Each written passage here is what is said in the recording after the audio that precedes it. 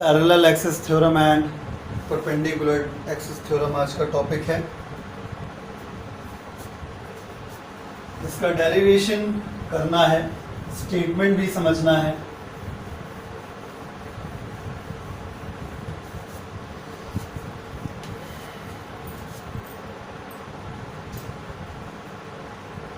Theorems of MI मतलब moment of inertia. Theorems of moment of inertia दो theorems होती हैं। देयर आर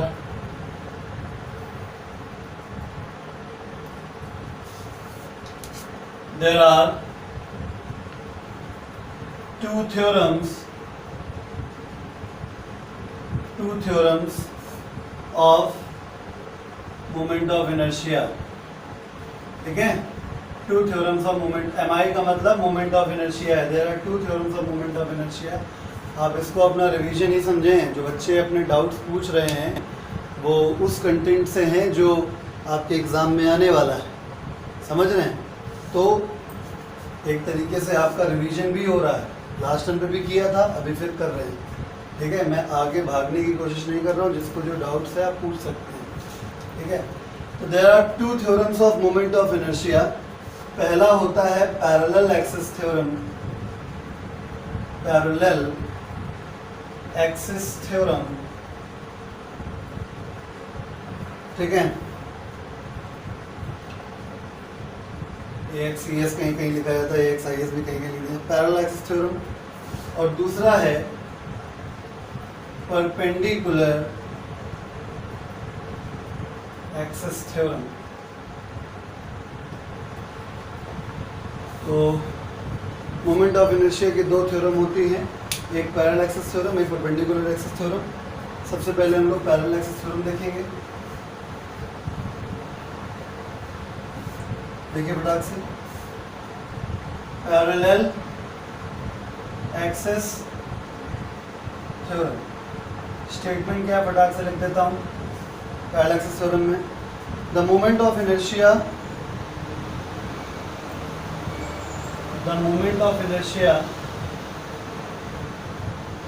I से रिप्रेजेंट करेंगे of a body about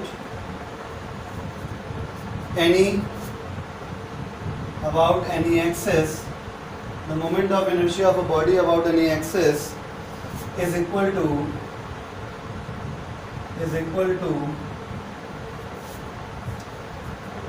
its moment of inertia, its वही moment of inertia short में लिख दिया, moment of inertia about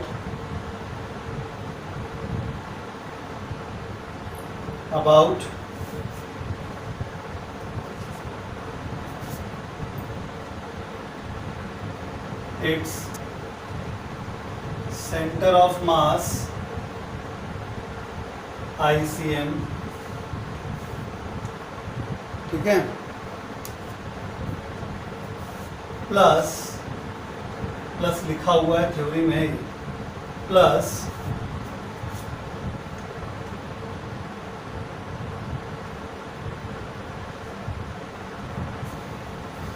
the product of mass plus the product of mass capital M, mass पूरी body का है, ठीक है, capital M of the body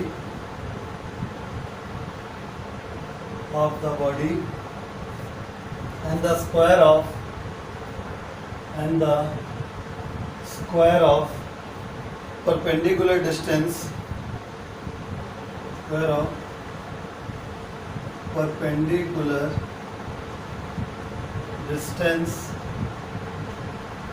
between the axis। ठीक है, तो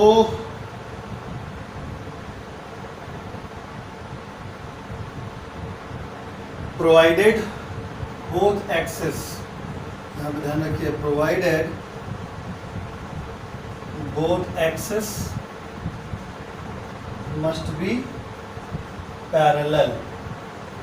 यानी कि अगर एक एक्सिस के अबाउट मोमेंट ऑफ इनर्शिया जो एक्सिस सेंटर ऑफ मास से पास होती हो, और एक दूसरा मोमेंट ऑफ इनर्शिया जो हमें निकालना है किसी और एक्सिस के अबाउट, ठीक है, एक ऐसी एक्सिस जो सेंटर ऑफ मास से जाती हो, ठीक है, और एक ऐसी एक्सिस जिसके अबाउट हमको मोमेंट ऑफ इनर्शिया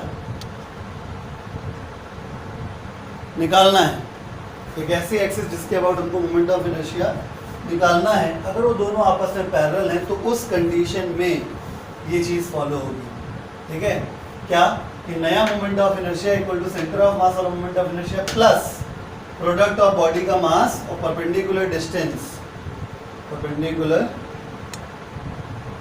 डिस्टेंस का symbol d between the axis provided both axis must be parallel, ठीक है। तो स्टेटमेंट हो गया इसका। अगर हम विद डायग्राम आपको फॉर्मूला बताएं तो ऐसे लिखा जाएगा जो कि आपको ज़्यादा समझ में आएगा। क्या है, कंसीडर द सिचुएशन, ये बॉडी है, कोई भी बॉडी मान लीजिए, ये इसका सेंटर ऑफ मास है, इस सेंटर ऑफ मास ये है, सेंटर ऑफ मास के अबाउट मोमेंट ऑफ इनर्शिया जो इस एक्सिस का होगा वो ICM हो जाएगा। एक और एक्सिस ले लेते हैं जो इसके जस्ट पैरेलल है, these two are parallel axis, ये पैरेलल एक्सिस है, इसके अबाउट जो मोमेंट ऑफ इनर्शिया आएगा वो, ठीक है, अगर इन दोनों के बीच का डिस्टेंस d ले लिया जाए तो सेंटर ऑफ मास पे पूरी बॉडी का मास अज्यूम किया जाता है कैपिटल M। तो by parallel axis theorem, parallel axis theorem के अनुसार क्या हो जाएगा, नई एक्सिस के अबाउट मोमेंट ऑफ इनर्शिया जो चाहिए is equal to centre of mass के अबाउट मोमेंट ऑफ इनर्शिया जो हमको पता होता है इनटू पूरी बॉडी का मास इनटू दोनों पैरेलल एक्सिस के बीच के परपेंडिकुलर डिस्टेंस का square. This is parallel axis theorem, ठीक है। अब इस पैरेलल एक्सिस थ्योरम को हमें डिराइव करना है, ठीक है, डिराइव कर लेते हैं भाई।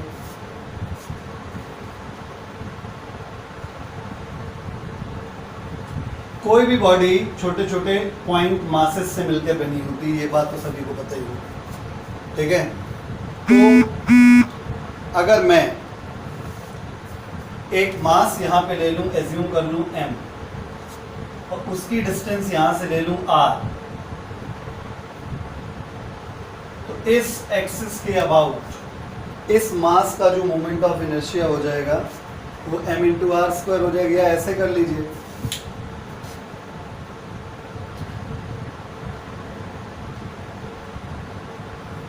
देखिए शुरुआत से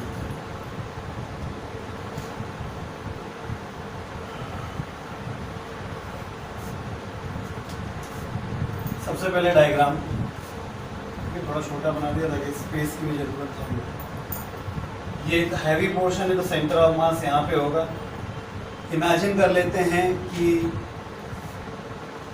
कहीं भी ले लीजिए, m मास आपका, ये एक छोटा सा मास यहाँ पे, जिस नई एक्सिस के अबाउट मोमेंट ऑफ इनर्शिया निकालना है वो ये है, इसके about moment of inertia ICM हो जाएगा, ठीक है। अगर मैं यहाँ से इसकी डिस्टेंस r ले लूँ, ठीक है, इस वाली एक्सिस से जो डिस्टेंस हो जाएगी वो r माइनस d हो जाएगी, नहीं हो जाएगी क्योंकि इन दोनों के बीच का जो गैप है वो d, ठीक है। तो अगर नई एक्सिस के अबाउट मोमेंट ऑफ इनर्शिया निकालें केवल इस पार्टिकल का, तो हियर नई एक्सिस के अबाउट जो मोमेंट ऑफ प्रूफ कर रहे हैं इसमें हम, ठीक है, CTS, इसमें हम प्रूफ आपको दिखा रहे हैं। तो जो I निकलेगा इस एक्सिस के अबाउट वो m into r minus d का होल स्क्वायर हो जाएगा। तुम्हारी बुक में r प्लस डी से करके रखा हुआ है, कोई दिक्कत नहीं है इससे, ठीक है, r माइनस डी का होल स्क्वायर हो जाएगा। ये होता है m इंटू आर स्क्वायर। इस एक्सिस के अबाउट इस मास का मोमेंट ऑफ इनर्शिया अगर निकालना है तो मास इंटू परपेंडिकुलर डिस्टेंस का स्क्वायर होता है। अब क्योंकि हमें पूरी बॉडी का ही निकालना है इसलिए हमें इसका क्या करना पड़ेगा, समेशन करना पड़ेगा। कुछ लोग कह सकते हैं सर समेशन क्यों किया, इंटीग्रेशन क्यों नहीं किया? तो भैया इंटीग्रेशन कंटिन्यूअस बॉडी में होती है और हम यहाँ क्या मान के चल रहे हैं कि कई सारे हज़ारों लाखों करोड़ों पार्टिकल्स होंगे, तो उन सारे पार्टिकल्स का सबका मोमेंट ऑफ इनर्शिया हमको ऐड करना पड़ेगा। चलिए तो इसको आगे सॉल्व कर लेते हैं। तो ये समेशन हो गया m, ये हो गया r square plus d square minus 2rd, ये हो गया। अब इसको आप अंदर मल्टीप्लाई कर लीजिए, ठीक है। तो आई बराबर आप जब मल्टीप्लाई करें तो summation m r square summation m D square minus summation 2mRD, आगे बढ़ जाते हैं, ठीक है। तो जो चीज़ें फिक्स हैं या जो मतलब की हैं उनको हम अपने सिस्टम से लिख लेंगे। आई बराबर ये वाला देखिए summation m r square m into r square. कायदे से देखा जाए तो ये क्या लिखा हुआ है, यही तो है समेशन एम आर स्क्वायर।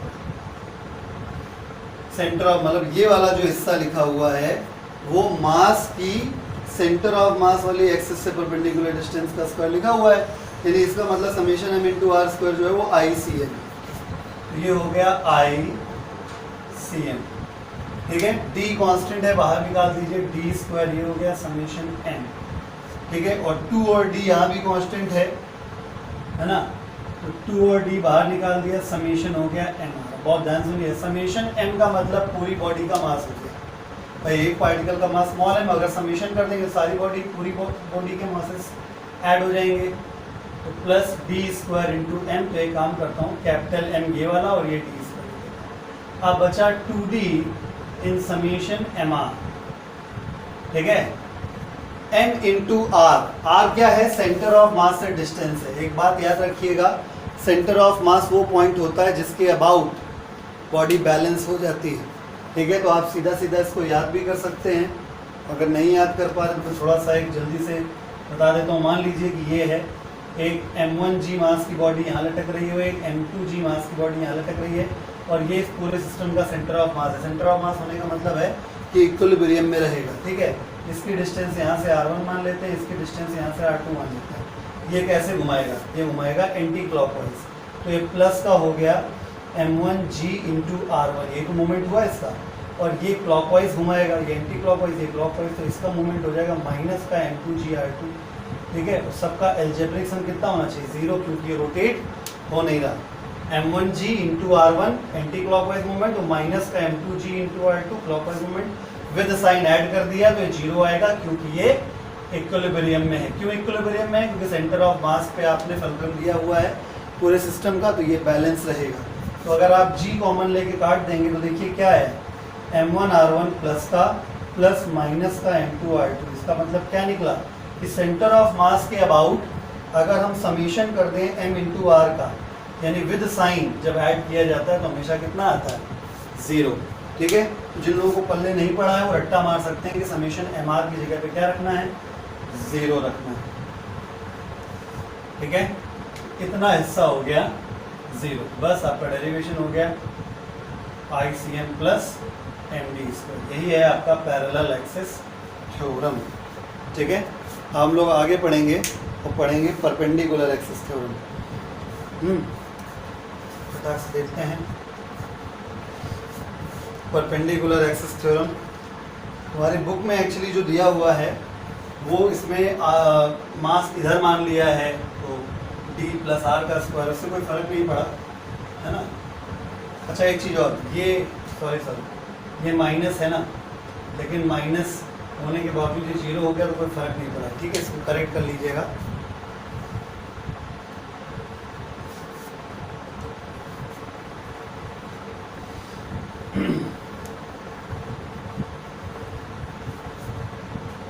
कोई फर्क नहीं पड़ता प्लस माइनस से, क्योंकि 0 ही हो गया था। अब बात करते हैं perpendicular axis theorem. Perpendicular axis theorem, perpendicular axis theorem का स्टेटमेंट क्या होता है, the moment of inertia of a uniform plane lamina, the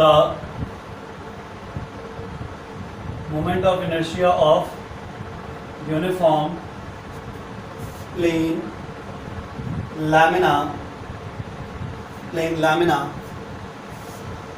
ठीक है। लैमिना मतलब शीट होता है, about an axis, about an axis, about an axis perpendicular to its plane is equal to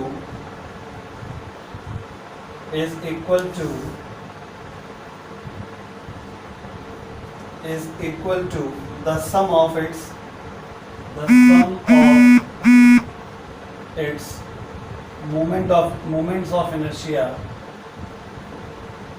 moments of inertia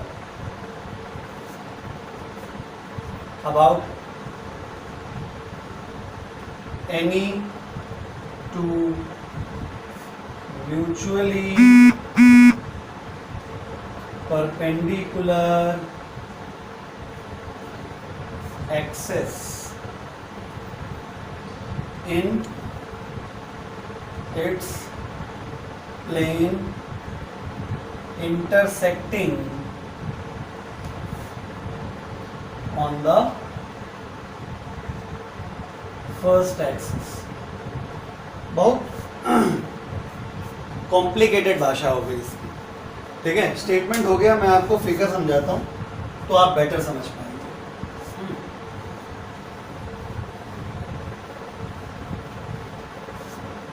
तो consider the situation, ये है वो lamina,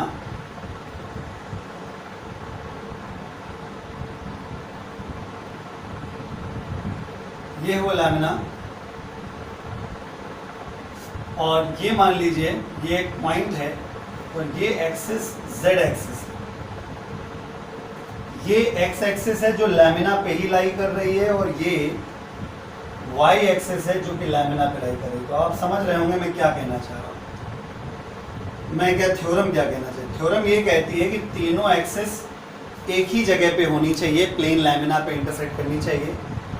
एक एक्सिस ये वाली और एक एक्सिस ये वाली ऑन द लैमिना होने चाहिए. मतलब अगर ये प्लेन है, मेरा हाथ अगर प्लेन है तो एक एक्सिस इसी प्लेन पे पड़ी होनी चाहिए और एक एक्सिस जस्ट म्यूचुअली परपेंडिकुलर ऐसे पड़ी होनी चाहिए और तीसरी वाली जो है वो ऐसे खड़ी होनी चाहिए उसी जगह से जाती हुई जहाँ पे इन दोनों ने इंटरसेक्ट किया है.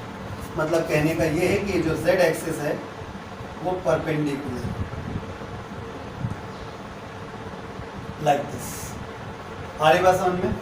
तीनों एक तरीके से मैं मोटा मोटा अगर बताऊं तो तीनों आपस में म्यूचुअली परपेंडिकुलर होनी चाहिए. एक्सिस दो एक्सिस प्लेन पे लाई करनी चाहिए और एक एक्सिस प्लेन पे खड़ी होनी चाहिए.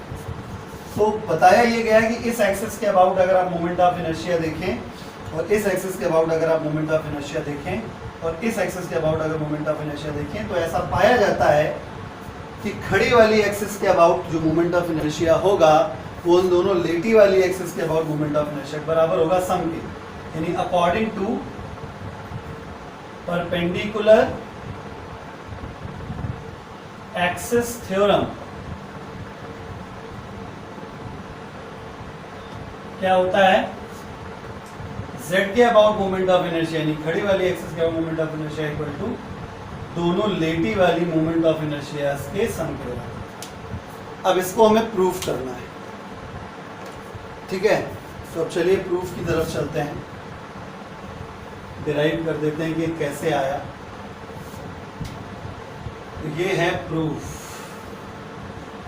Consider the situation. मान लीजिए कि एक पॉइंट आपके पास है, ये m, फिर से वही चीज़ है, थोड़ा ऊपर मानते हैं. इस एक्सिस से देखा जाए तो इसका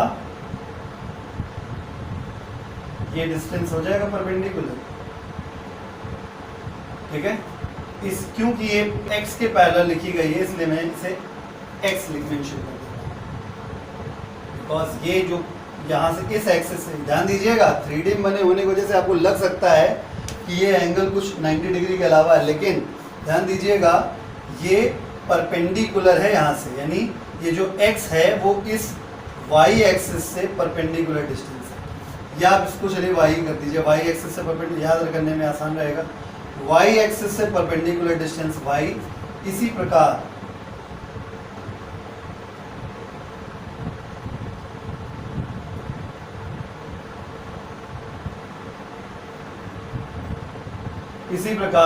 x एक्सिस से परपेंडिकुलर डिस्टेंस x. यानी अगर मैं कहूं कि एक्स एक्सिस के अबाउट मोमेंट ऑफ इनर्शिया क्या होगा, तो summation of m into x square हो जाएगा। और इस एक्सिस से परपेंडिकुलर डिस्टेंस y है इस m मास की, m इंटू वाई स्क्वायर हो जाएगा। वो पूरी बॉडी का चाहिए तो समेशन करना पड़ेगा। अब अगर आप ठीक से देखें इसकी डिस्टेंस यहाँ से हम क्या मान लें, z, ठीक है ना, ये खड़ी एक्सिस है, ये परपेंडिकुलर डिस्टेंस हो गया। इसके लिए क्या हो जाएगा, m इंटू जेड स्क्वायर, पूरी बॉडी के लिए mz स्क्वायर। समझ में आया? अगर आप ठीक से देखें, मैंने आपसे क्या कहा, x परपेंडिकुलर डिस्टेंस, ध्यान से देखिएगा। अब मैं बता रहा हूँ आपको, ये y है अगर, तो क्या ये y नहीं होगा, पैरेलल डिस्टेंस है, ठीक है। तो देखिए, अब देखिएगा ध्यान से, ये हो गया y, ये परपेंडिकुलर हुआ x और ये परपेंडिकुलर हुआ z। ध्यान समझ रहे हैं, ये y हो गया, ये 3D में बने होने के कारण आपको लग नहीं रहा कि 90 डिग्री है, लेकिन हमेशा क्या लेते हैं, मोमेंट ऑफ इनर्शिया निकालने के लिए परपेंडिकुलर डिस्टेंस लेते हैं। तो ये x परपेंडिकुलर हो गया और इस पॉइंट से जहाँ से y शुरू हुआ था, यहाँ से एक लाइन आपकी z वाली जा रही है, यानी साफ साफ दिख रहा है यहाँ पे एक राइट एंगल ट्रायंगल बना हुआ है, ठीक है। तो now by PGT, Pythagoras theorem, आप बहुत समझ गए होंगे, आसान हो गया है। z का स्क्वायर जो हो जाएगा x square plus y square हो जाएगा, m से मल्टीप्लाई कर देंगे mz square, mx square, my square, summation लगा देंगे, summation mz square, summation mx square और समेशन my स्क्वायर। ये जो हो गया, ये हो गया iz, ये हो गया ix, ये हो गया iy। इस प्रकार से 3 लाइनों में, 4 लाइनों में प्रूव हो गया आपका परपेंडिकुलर एक्सिस थ्योरम, ठीक है। इसमें केवल बस ये है कि कैलकुलेशन तो बहुत आसान होती है, बस 3D फिगर समझना थोड़ा सा टेढ़ा काम हो जाता है।